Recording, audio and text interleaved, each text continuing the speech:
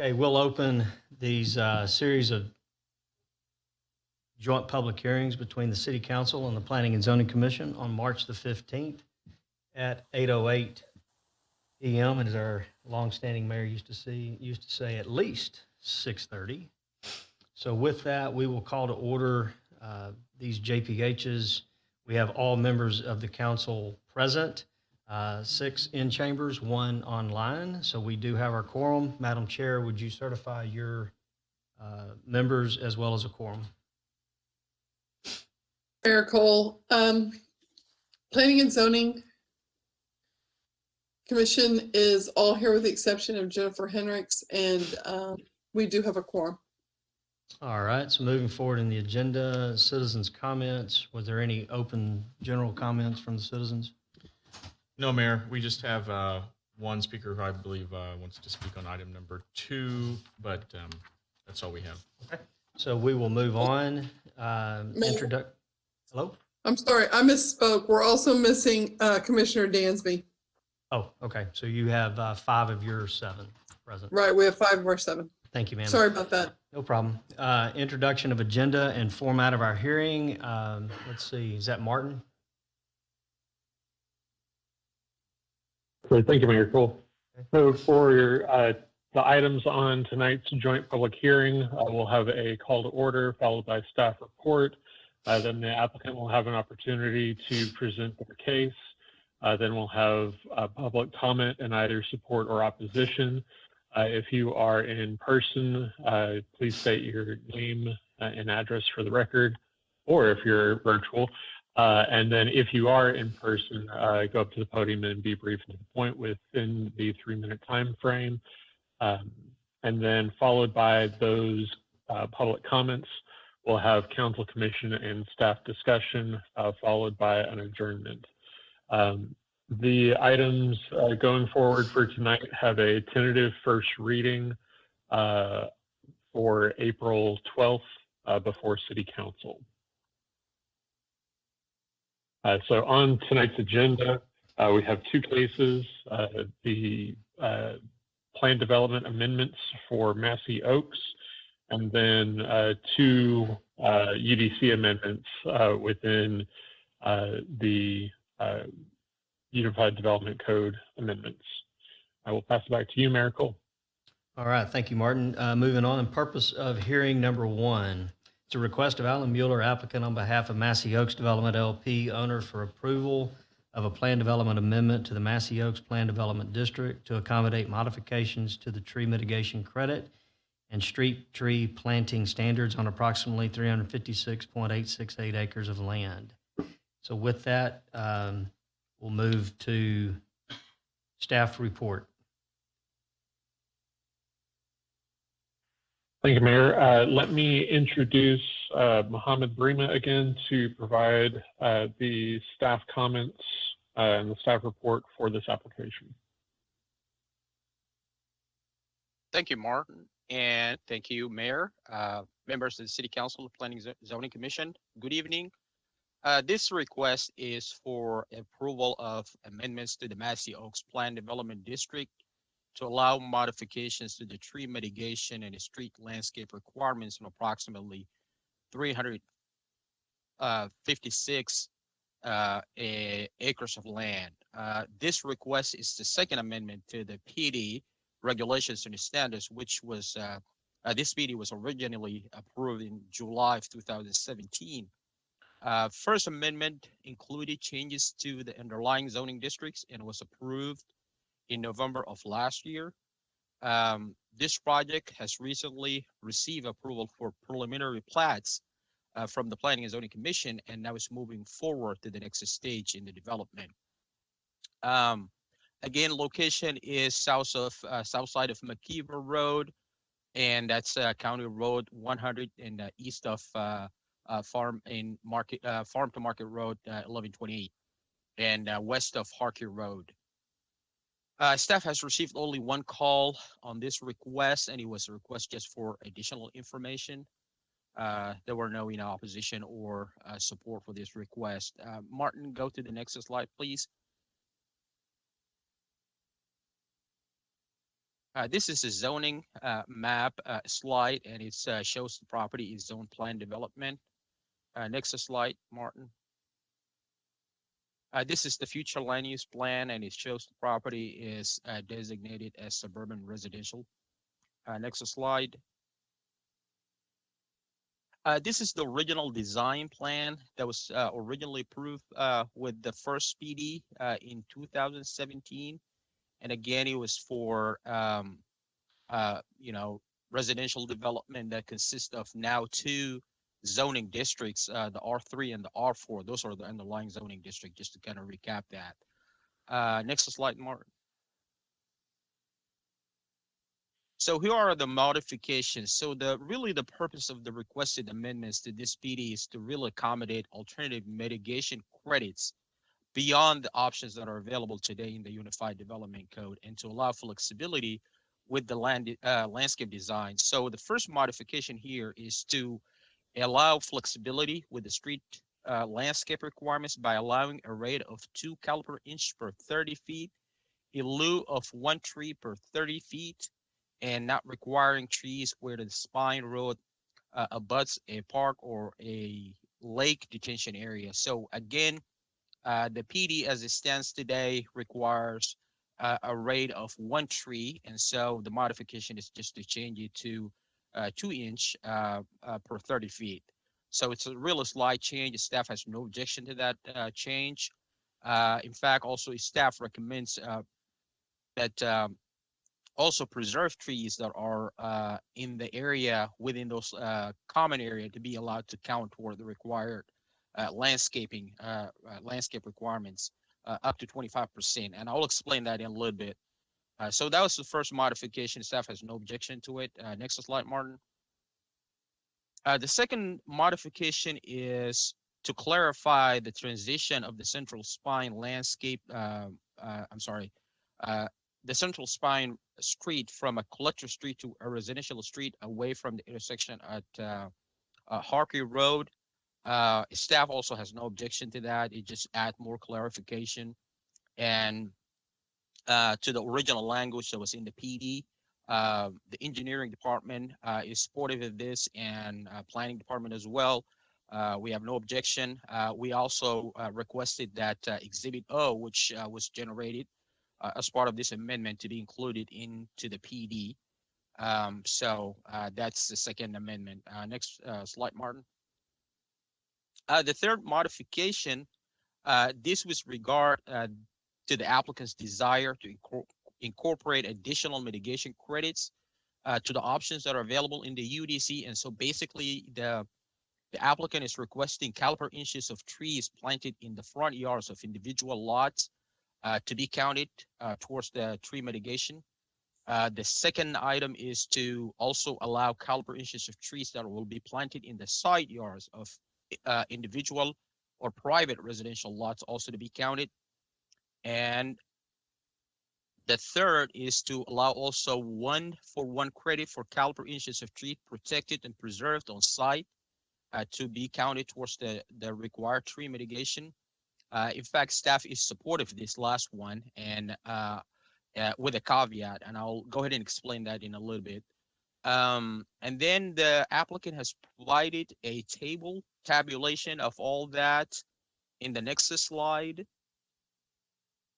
And again, the main idea or the main intent here is really to capture all of the upsizing the developer is doing for this PD for the trees that will be planted in the front yards as well as the side yard of the private lots, plus the preservation of a lot of trees throughout the property, throughout the subdivision.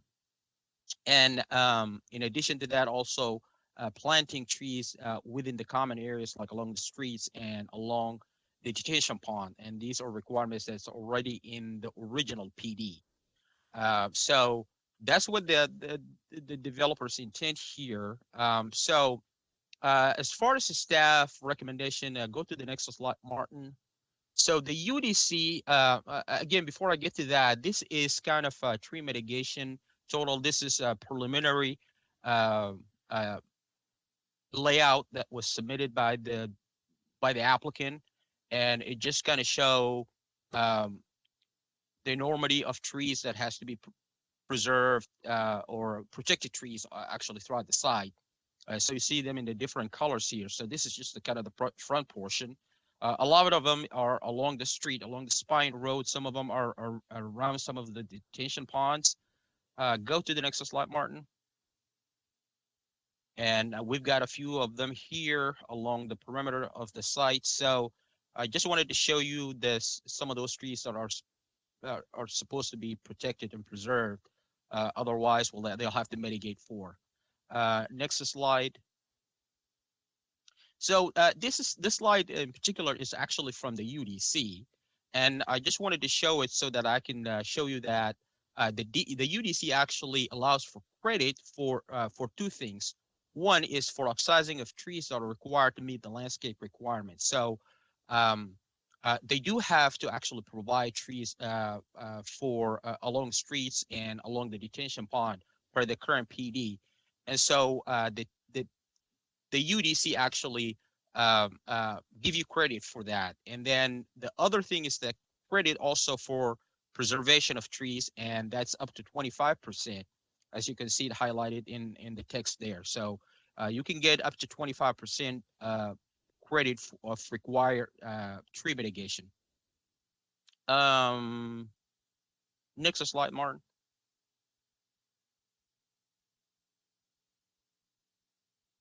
So as far as staff recommendation, when we looked at this, and because of the common kind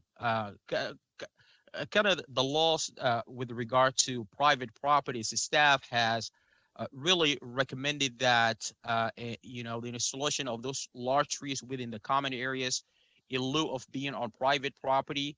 And so, and we also recommended upsizing that shall occur within those public spaces or common areas, as opposed to being on private property, whether to meet the landscape requirements or to meet the tree mitigation requirements. And so we came up with these two conditions, part of the staff recommendation. It's the next slide, Martin. So staff recommendation is really to give 100% 100% credit for the tree that will be preserved. And so the first one is that preserved trees located within the common areas of the subdivision shall be allowed to count up to 25% of the required landscaping and up to 75% of the required tree mitigation. So basically, all of the trees that will be protected and will be preserved throughout the subdivision, they will get credit for. They can take up to 75, but with a caveat that these trees has to be protected, number one, and they have to be within the location. Basically, they have to be located within the common areas of the subdivision. And then the next one is that if they intend to upsize, they can also get credit for that. And upsizing should also be within the common areas of the subdivision, and it should be allowed up with a rate of 1:1. So basically, if they upsize a tree that was supposed to be a 2-inch tree to 3, they can capture that 1 additional caliper inch 1-for-1. I think that's all I have. Go to the next slide, Mark. Let's see. I think that's it. So I know this is probably I hope I explained it in a good way, but I'll let Martin take it from here. Thank you, Mohammed.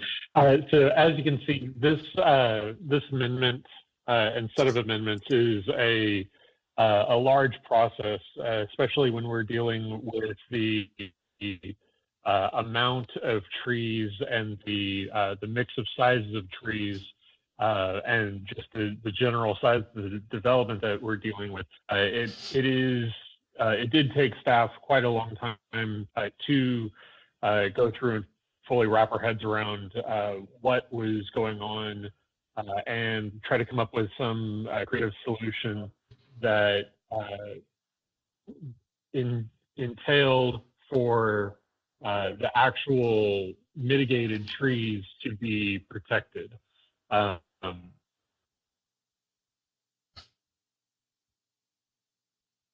Apologize, I've got a train going by. So with that said, we do have our urban forester here online when we get into discussion. But at this point, I think it's appropriate to turn it over to the applicant for their presentation and to go through their discussion with the City Council. Okay, thank you, Martin. Turn And it back to you, Mayor. as we move towards the applicant presentation, real quick, I do want to, little house cleaning. You know, tonight we've got multiple CUPs. We have several other public hearings coming up later. And for those in the audience or maybe even online wondering, you know, if we're going to get to them, we are. Last month's public hearing night ended up getting canceled because that was the week of our ice storm. And so all of that moved to this week as well. So I want to make sure if there's anyone online waiting for them, because they all get notified as 6:30. So there's multiple that'll be coming up. With that, Alan, I'll turn it over to you. So we have a brief presentation. I don't know if you can, will you switch this? Okay. Again, Alan Mueller, Gromax Development, 4201 Broadway, representing Massey Oaks Development. Also have Chris Patterson here this evening with BGE and Paul Groman also with Gromax Development. But, just real briefly, hopefully you can read this. I just wanted to kind of give you a general status of where we are with the project. There's a lot of moving pieces, so before we get into the specifics. So the blue line on the left there, that's the FM 1128 water line that we're going to be bringing down to the site. The site is outlined in red there at the bottom. Those plans have been approved. 11 easements for that line have been acquired, and there's 3 easements that are pending. So we're moving along with that project. To the right, the green line is the sanitary sewer. We're in final plan approval on those. 16 parcels have been acquired. 6 are pending. And so that project is moving along. Both of those projects have actually been bid. And so we're in the process of getting contracts awarded. And so they'll be ready to go once the easement is completed. The yellow line there at the, going across is County Road 100. We're working through a lot of design issues. There's a lot of drainage issues that were not anticipated. If y'all have ever been down there after a storm, there's a lot of sheet flow that comes from the north and is basically blocked by the American Canal as it goes to the west, to the east. So we're in the process of trying to resolve some of those drainage questions, but the water line portion of that project is essentially designed. And then once we resolve the drainage, we'll be moving forward with right-of-way acquisition on site. As was mentioned before, we've got preliminary plats for the first phase. 157 lots have already been approved, as well as the detention and the parks that go along with that. And so that kind of brings us to the purpose for the amendment. There's a significant amount of tree preservation that is occurring on the site, but there also are some trees that need to be removed. And so Chris is going to walk through sort of the efforts that we've gone through to try to preserve as many trees as possible and outline what our proposal is for the amendment. Great. Thanks, Alan. Mayor, commission members, P&Z members. It's nice. It's my first time in council chambers since last February, so it feels good. So thanks for the opportunity. So again, I'm Chris Patterson with BGE Planning and Landscape Architecture. We've been honored to be a part of this project really since its inception. I know you've got a packed agenda, so I'll try to be brief. But so I think most folks know, I mean, from the beginning, the trees were what was so special about this project. And so when we first, in the very early stages of planning, that's what we all realized we need to try to celebrate and take advantage of. So the early goals were to preserve and protect as many as we reasonably could. Also honor the history of the land in doing so. And as Alan mentioned, that was really the whole reason for the PD in the first place. And as I'm sure you saw on that tree mitigation map, it's pretty complicated and complex, certainly in these early phases of development. So the 3 modifications that staff articulated well. The first one, all this does not remove or reduce the total number of caliper inches required. It simply gives us a little more flexibility in how we achieve that.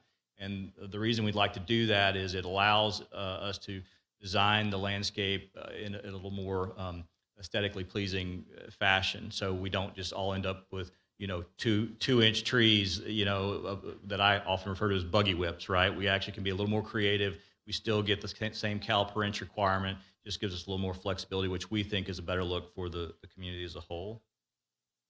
Second modification simply clarified some of the paving standards for the spine roads, so I think we're in agreement there. And then modification number 3, what it does is all we're really asking for here is to get credit for anything we're doing above and beyond the UDC or the PD standards. For instance, and I know staff touched on the trees on the single family lots themselves. And I can appreciate the concern about not being able to maybe control those areas, but we feel it's really important. We want to provide canopy throughout the whole project, not just in certain common areas. And so one of the things we're proposing to do, I know the UDC requires 2 2-inch trees in front yards. We're actually proposing to require 2 4-inch trees in every front yard, again, to provide a more mature canopy sooner. And so all we're simply asking for is to get credit for that additional cal per inch that we're providing above and beyond the UDC. Also on corner lots, the UDC doesn't require additional trees. On any corner lot, we're providing or proposing to require 2 3-inch trees, again, to help with those street trees that are actually on single family lots and not in a common area or a reserve. So again, it's above and beyond the standard. We think it's reasonable to just get credit for that. So that's simply all we're asking for there. Appreciate your time and your consideration. Happy to answer any questions. But thanks for your time. Sorry. Complete the applicant report. And Paul, I don't know if you had anything to summarize, but I did want to just add, with regard to the tree, there's a significant amount of tree preservation that we're doing. So it's going to be in the neighborhood of about $250,000 to come in. And they prune the trees to get them healthy. They do root pruning, it's called, so that you're not just ripping the roots when you're working around them. They put down a barrier around the roots so that as fill is being placed and roads are being constructed, you're not commingling the chemicals from the road construction into the root zone. And then there's watering and fertilization. So it's not just a matter of just putting up a sign and stay away from these trees. It's a significant amount of effort to protect those trees. And so that's really the basis for asking for the 1-to-1 credit on the mitigation of on the preservation of those trees, just to recognize the substantial effort that's going into preserving them. And then we'll wrap up with Paul, and then we'll be done. Paul Groman, 4201 West Broadway, Pearland. You got lucky. They said everything I was going to say. I just simply remind you that we're not asking for any relief. All we're asking for is to get the same caliper inches in a different way that we think is significantly better. And I heard the one point that we didn't control those on private property, but I'd also remind you, I don't know that I've ever seen but once, people cut down trees in yards, especially mature trees. So we feel like this is really a better presentation overall. We are time sensitive because we've been a long time getting to the marketplace, so we are out to bid. So if we can get a decision sooner than later, or at least a nod, that would be very helpful. Thank you all, and I'm here for questions too. Does that complete your applicant's presentation? All right, we'll move to staff wrap up. Martin? Thank you, Mayor. So one thing in addition to what was said, and just as bringing everybody online to what's been going on with Alan's great introduction on where we're at with the project. Staff has been meeting, engineering planning, staff has been meeting with the applicant and their reps to go through and try and iron out any details prior to submittal, so that way we can have as smooth of a process as possible with this development. There's a lot of moving pieces. There's a lot of details to get right with all of those acquisitions and utilities that need to be provided in order to make this development work. So this is something that I think both sides are, be it the applicant and staff, are trying to come together to get as good of a product as possible built. It's just that we're seeing it at two different sides of the same coin. at the end of the day, we're going to end up with a rather high quality development that's going to bring the rest of Old McKeever Road, now Old Massey Ranch Road, online as a developable area. And I think that's what we're all here, to figure out how to accomplish. Thank you. All right, moving forward in the agenda, persons wishing to speak for or against the proposed request. Is there anyone in the audience wishing to speak in favor or against? See no one. Second request. Those wishing to speak in favor or against this request? And a third and final time, any persons wishing to speak for or against this proposed request? Seeing none, we'll move towards Council Planning Commission and staff discussion. Madam Chair, I will come to the Planning and Zoning Commission first. I will say, to kick it off, I think the applicant is proposing something here that you just don't see much at all. As a developer myself, I would love to have a tree-lined road that with mature trees already in place. And so the fact that they're trying to maintain quite a bit of that is unique. It's a unique amenity. Developers spend lots of money in sense of arrival, monumentation, and those types of things, and you certainly don't typically see 24 to 40 inch, or 24 or even 36 inch trees in your entry road day one. So the fact that you're trying to preserve that, I think, is commendable. Hopefully we can get there on the numbers. So with that, Ms. Kate, turn it to you. Thank you, Mayor Cole. Excuse me, Ms. Cade and Mayor Cole. Hi, this is Lawrence Trumbo. I just wanted to say, before we ask individual Planning and Zoning Commission members for their comments, that Henry Fuertes, Commissioner Fuertes, had filed a conflicts affidavit for this project in the past. And I think he's ready to make sure that it's on file now. We still have a quorum with 4 P&Z members here, but for the purposes of the record, we wanted to note that he is abstaining from all discussion on this particular item. Thank you.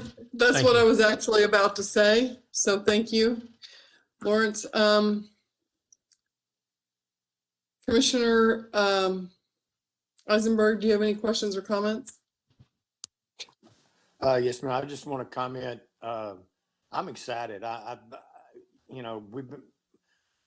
This is our last really big piece of property that we're going to be able to develop, and I think it's great. I applaud them for trying to keep the big quadra oaks out there and such, and I agree with our mayor that it's going to make a beautiful entrance to the subdivision, and so I'm all for let them have these mitigations that they've asked for. So, thank you.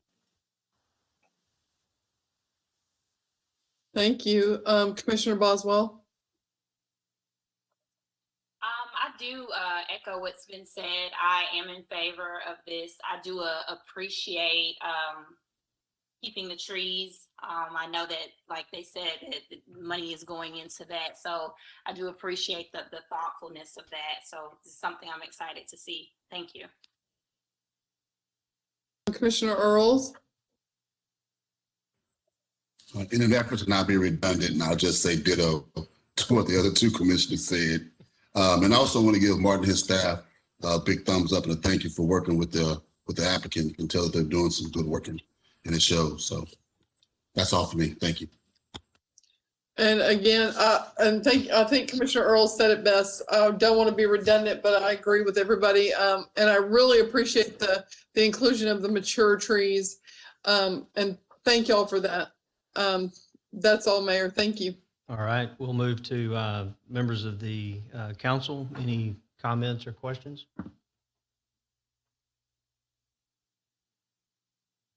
There we go. Now I'm on.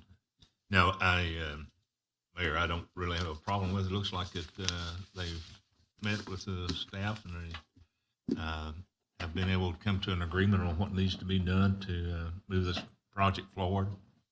So I have nothing left to say, but let's get it on the ground. Need a tax base. Thank you, Mayor. In the interest of the public, I would like to note, as I always do, that the applicant's consultant, Alan Mueller, and I have a business relationship, though it doesn't affect this project at all. In the interest of time, I would say I'm supportive of it. I would also highlight that a few times another council member and I have approached a change to the UDC where we don't make our tree mitigation punitive. We make it to where the development ends up with no less trees than started, but certainly doesn't necessarily need to be significantly more trees than was there. I do agree with the applicant's point. If we make them put two trees per home, and they ultimately end up with more density of trees than what was there before per caliper inch or per canopy inch, however you want to measure it, we've improved the situation with respect to tree mitigation. So we can ask them to ensure that there is an HOA document that says there has to be 2 trees. My HOA has that, and boy, do they enforce it. So it certainly can be done. But I believe that the trees, the area should not have, we should not be requiring more trees than what was there before as a mitigation measure. And I would encourage us to try and modify the UDC such that that language is true for not just this development, for all. That's all I have, Mayor. Councilmember. Yeah, I'm all for these 3 modifications. And in light of the number of trees we've lost with the recent freeze, I think anything we can do to preserve and protect the trees is a good step. That's all I have, Mayor. All right, thank you. Councilmember Cam Carr. Mr. Mueller, are you at the microphone? Yes, sir. How much is your development contributing? I know you have 3 projects. You're extending sanitary sewer, water down at 1128, and then you're doing paving and drainage on CR 100. Is there a rough number on what the developer is contributing for those improvements? Yeah, the full estimate, including later phases, is about $21 million in offsite improvements. This first phase is probably in the neighborhood of 12 to 15. And if I'm remembering correctly, this developer has escrowed certain dollars with the city as part of that arrangement?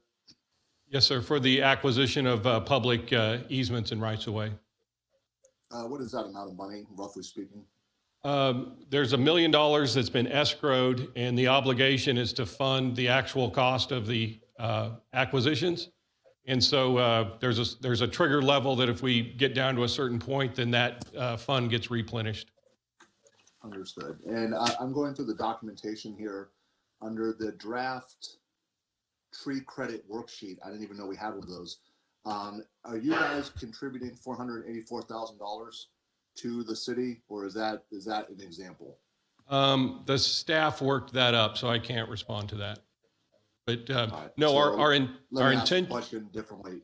Is there any dollars that your developer is going to be contributing in a direct contribution to the city as part of tree mitigation?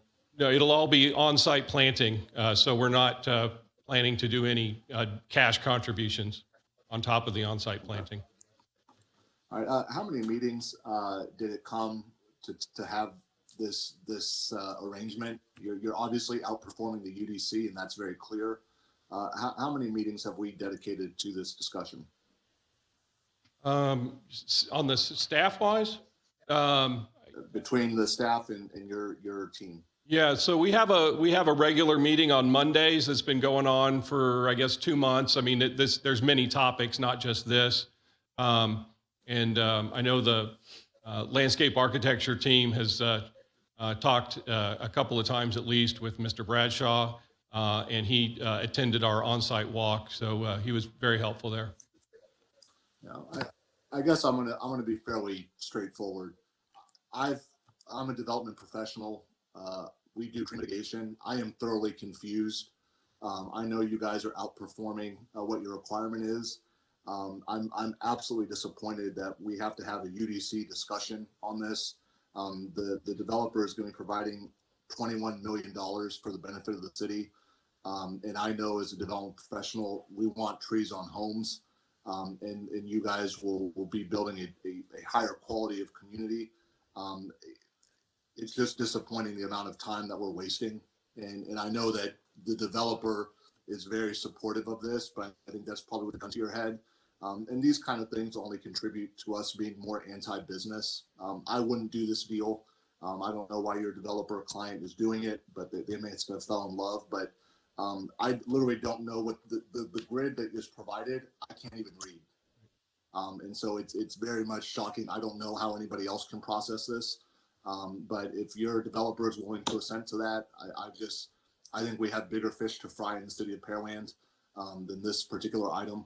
But those are my comments. Well, and we understand that the UDC cannot be a one size fits all, and so the tree mitigation requirements are written broadly for the entire community, and it just does not really lend itself to applying to a unique situation like this, and that's why it goes through the PD process. Sure, understood. It's just I feel that this developer has done more than enough contributing dollars to extend facilities. I don't understand the boulevard makes entire amount of sense to me. You guys are going to preserve that. That is to the financial benefit, and it's also to the benefit to all the residents. But the aggressiveness we're asking for tree mitigation 2-to-1 over and above the standard is beyond me. And I think whatever bureaucrat thought that up probably needs to rethink what they're focusing on. Thank you. Thank you, That's all I Mayor have Pro. there. Thank you, Councilmember, Mayor Pro Tem. Thank you, Mayor. I think that this is going to be absolutely beautiful whenever it's actually developed, and the work that y'all are doing to preserve what's here. You mentioned that y'all are going to be doing work, I guess, to prune the existing trees and root work and stuff like that. Can you tell me a little bit? You mentioned it's been about $250,000 just doing that alone. Why is that important? What exactly are you doing? Right. So the owner of the property has retained a company called Environmental Design. So they're expert in tree preservation and tree moving. I'm sure you can look them up, but they're very experienced. They move really large trees, and they care for a lot of trees. And so when you're going to be doing any work, close to a tree or putting any fill, anywhere near where the root zone is, if you put more than, generally they say about 6 inches of fill, that can suffocate the tree.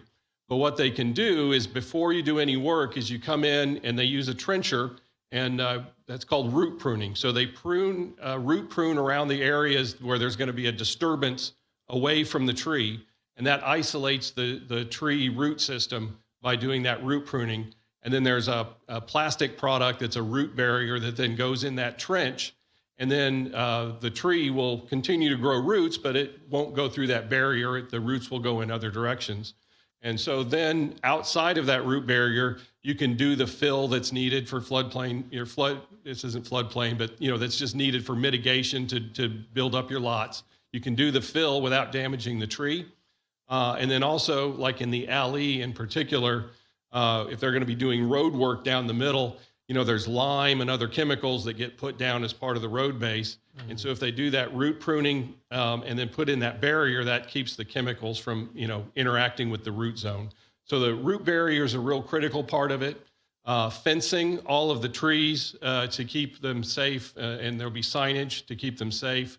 There's something like 12,000 linear feet, I believe it is, of fencing that has to be put up to protect the trees. 12,000 linear feet of root pruning or close to that. And then they also prune up the trees. They've been out there for about 50 years, and they're nice trees and they're healthy, but they just haven't been manicured and maintained. And so they'll prune those up to give them a better look. And then also part of the process is they provide supplemental irrigation, watering, as well as fertilization, because anytime you're working around them, you want to give them the best chance. So we're doing, again, there's never a 100% guarantee that every tree survives, and if it doesn't survive, we have to mitigate for it. But the owner of the property wants to take these measures to make sure that those trees do survive. As he likes to say, he has a contractual obligation to the Massey family to preserve those trees. So that's why they're going to the extra effort. Yeah, I mean, it really sounded that way to me whenever I was listening to you, that you're not just trying to keep trees from being removed, but actually, ensure the longevity of the trees that are there and increase their survivability. And Right. I mean, we've had other projects where there's one or two trees that you work around and you can just kind of keep your distance. You don't do anything special, for them. Mm-hmm. But in a case like this, where the trees are so mature and dense like this, it was really important, and historical significance. It was important to take the extra measures to make sure they're being preserved. Okay. Thank you. And I heard that our urban forester was on the line. I would just be remiss if I didn't just ask for his 2 cents, just real quick feedback on what's being done here, because this, to Member Kamkar's point, is incredibly confusing whenever you just kind of read through it. So if Jerry's on, I'd love to get his just kind of general feedback. Yes, thank you. So I have walked out along the central spine for this development, and the trees are beautiful. They are doing a lot to make sure that the trees do survive development. So for that, I very much commend them for their efforts. I think what staff's recommendation is to give them the amount of credit they're asking for, but do that not on private property. Do it within the open space, since the UDC does provide exemption for trees that are on individual private lots.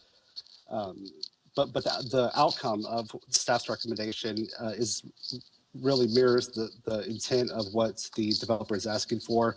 At the end of the day, they are going to get 100% credit for the trees they are preserving and the trees are planted.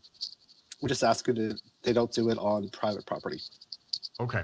That actually was a really clear explanation for me. I don't know. I've been going back and forth, but I think that was a really good explanation, especially if anybody's watching from the public. But yeah, I have no issues with this. I'm excited for it. I think it's also really beautiful. So that's all I have, Mayor. Thank you. Thank you. Member Carbone? Thank you, Mayor. I support the 3 modifications as presented. I appreciate staff's comments. I understand it, but I'm fine with the 3 modifications that applicant has requested. Member Orlando? I have no issues either. Appreciate all the work done on this by both sides. Thanks. Yeah, and just to round it out, again, you don't get the opportunity to preserve these types of trees in a development typically. And I think we would all be remiss if we didn't talk about the historical significance of the Massey Ranch and the Massey family. Let alone the Masseys have always talked about the historical aspects of our community, and this is actually preserving part of that historical significance. And I get it. It's ultimately there's going to be a subdivision here, but there's going to be a part of that subdivision that's going to be kind of pretty cool. Like I said, you don't get to plant a 24 or 36 inch tree as part of your initial development. You just don't.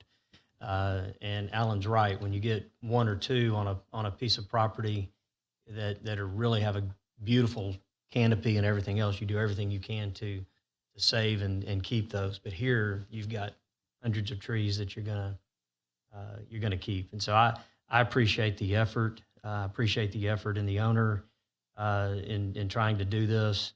I was, just so you'll know, I mean, I was on the first council that created the first tree preservation ordinance. I apologize now for any developer that's there. But it was also talked about that, and it all changed when it went to the UDC, and that is you would get credit in your landscaping, for some of the caliper inches that you had to replace. And so it seems that the spirit of our tree preservation ordinance is in place here. So I applaud you gentlemen for working to do that, and would like to see you guys move forward and get on with it. So appreciate your time and efforts tonight. With that, we will adjourn this public hearing. Moving to call to order public hearing number 2. A request by the City of Pearland for proposed amendments to the Unified Development Code, ordinance number 2000T, to include the following, and that's all I'm going to read. Turn to the staff report. Mayor Cole, so for these two Unified Development Code amendments, we have,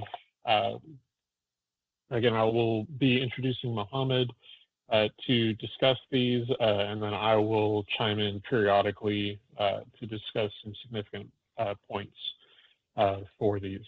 Mohammed, take it away. Mayor, thank you, Martin. So yeah, the first amendment is really just to amend the UDC to decrease the minimum area and contiguity requirements for establishing planned development districts for residential or mixed use within the Old Town side zoning districts, which is currently a minimum requirement of 5 acres for residential and 3 acres for mixed use of contiguous land, respectively, and that would decrease that to just 1 acre of non-contiguous land. So it's just 1 acre, and it doesn't have to be contiguous. And again, this is kind of a companion item to the item that we had in the previous meeting. And so the idea, Martin, if you go to the next slide, is really just to create flexibility. Again, here on the slide here, you'll see this section of the UDC that talks about minimum requirements for creating PD districts throughout the city, citywide. So for single family detached, 5 acres, multiple family, 5 acres, non-residential use of 3 acres. So this would apply to any zoning districts throughout the city. But for the Old Town side, it's a unique district, and we all agree on that. And so this modification would allow more flexibility for creation of planned development to facilitate growth and redevelopment of the district. I think that concludes my report and on the first amendment. The second amendment is also to change, I think this has been already discussed before. This is to change the current format of the joint public hearing and the joint special meeting to accommodate separate meetings or separate hearings for land use applications or plans by the Planning and Zoning Commission and the City Council. So, Martin, next slide. So on January 25th, a discussion has been held with the City Council about moving away from the current process of holding joint public hearings or joint public meetings for amendments to the zoning map and UDC and for the joint special meetings, and that's with regard to conditional use permits. And so based on that consensus, the city staff has moved forward and presented these amendments to the Planning and Zoning Commission on March 1st in their regular meeting. And based on that, so for the joint public hearing, there's really, and these are basically for zoning changes and UDC amendments, and there are 2 options. And both can be, I guess maybe if a change is accepted, then that could be done by a resolution. And so one would be just to keep the joint public hearing as held today. The other one would be a separated hearings, one with the Planning and Zoning Commission and one with the City Council. For the joint special meeting, and this will be only for consideration of conditional use permit, and this would allow 2 options and can be also adopted by resolution. The one would be to just keep the joint special meeting as held today, and the second option will be just a review by the commission within the regular Planning and Zoning Commission meeting, and then present the City Council with a report on that application forwarded to the City Council. So I think that wraps it up, and I'll turn it back to Martin. Mohammed. So the key to this second portion with the changes in the joint public hearing and joint special meeting is that this provides flexibility to both the City Council and to the P&Z. It provides additional opportunities for applicants to get in front of those commissions. Give me just one moment. I'm going to mute myself.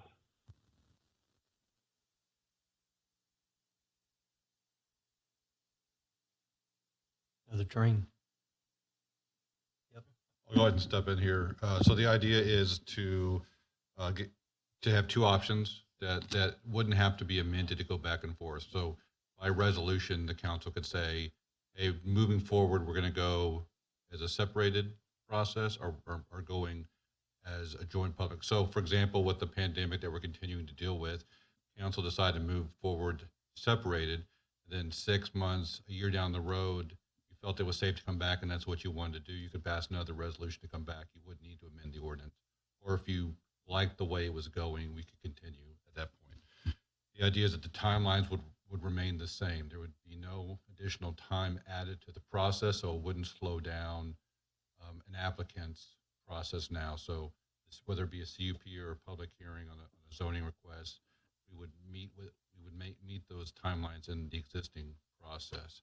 This would allow us to have not just have a one meeting a month where items are considered or a hearing is held, right? So right now on the existing council agenda, there is a place for a public hearing. Typically that's just sort of Joel's sort of thing, right? And we would include those on those so they could go at any meeting. Any meeting we could work in a public hearing item, which would be considered that same night. And then if there was feedback from the council that the ordinance needed to be changed, when we brought it back for the second reading, we can incorporate those. So the idea is to meet those, to allow the applicant more opportunities to come forward, not have to wait a month if they meet the same timeline, and allow that flexibility. Does that complete staff report, applicant presentation, and staff wrap up? The only thing I would add to that is that we, as you saw within the staff report, we did poll several of the cities and surrounding metropolitan communities around Texas, and found that most cities that are comparable to our city operate under this split review. So they don't hold joint meetings. And this isn't something new. It would just be a new process for the City of Pearland. With that, Mayor, I'll turn it back to you. All right, thank you for that. Moving on forward in the agenda, item number 4, persons wishing to speak for or against the proposed request. I think Ms. Julie Glass, I think you had submitted one for JPH number 2. So why don't you go ahead and speak while you're at the podium? Thank you. With regard to Amendment 1, it's our understanding that this is the best path forward for the PD that we want to do in Old Town Site, and therefore we're obviously in favor of it, and we're asking for your support. Okay. Thank you. Thank you. Anybody else in the audience wishing to speak for or against the proposed request? For a second time, persons wishing to speak for or against? And a third and final time, persons wishing to speak for or against the proposed request? Seeing none, moving forward to item number 5, Council Planning Commission and staff discussion. Ms. Cade, move to your P&Z members. Thank you, Mayor. Commissioner Fuertes, do you have any questions or comments? Just one. My only concern for the second amendment there is the applicant themselves having to make 2 presentations, and the ability for that applicant then, and this is just food for thought, the ability for that applicant to hear the concerns of P&Z and then change their presentation to the council. But that might not be a bad thing after all. So just my observations. I really did appreciate the work staff did as well to point out all the cities that are following this recommendation. I was pretty much against it because I do enjoy hearing council's positions on these matters, but I can understand if we're the only city that does that in the general area, or one of the only few, I can understand the change. Thank you. Commissioner Eisenberg? Nah, I agree with Commissioner Fuentes on this. I think I'd be good with it. So that's the only thing I've got to say. All right, thank you. Commissioner Boswell? Yes, I will say in the beginning, I wasn't in favor of it, but after hearing more about it and what the surrounding cities were doing, as well as decreasing the amount of time that would be spent in the meetings, I do understand the proposal. My only suggestion is that for our meeting with planning and zoning, when we do hear those reports and have those comments, that whatever is going to city council, we have an opportunity to look at that draft one way or another. It doesn't have to be a quorum. Maybe one or two people are selected, but that we do get to review what is ultimately going to council, and not trying to regulate those minute meetings. But I think that the initial concern was the immediate reaction that we're able to get from council when we're all in that meeting together, and just making sure that whatever opinions we had are displayed in the manner in which we wanted them to be. So that would be my only suggestion. Thank you. Thank you. Commissioner Earls? No, nothing from me. Things are changing.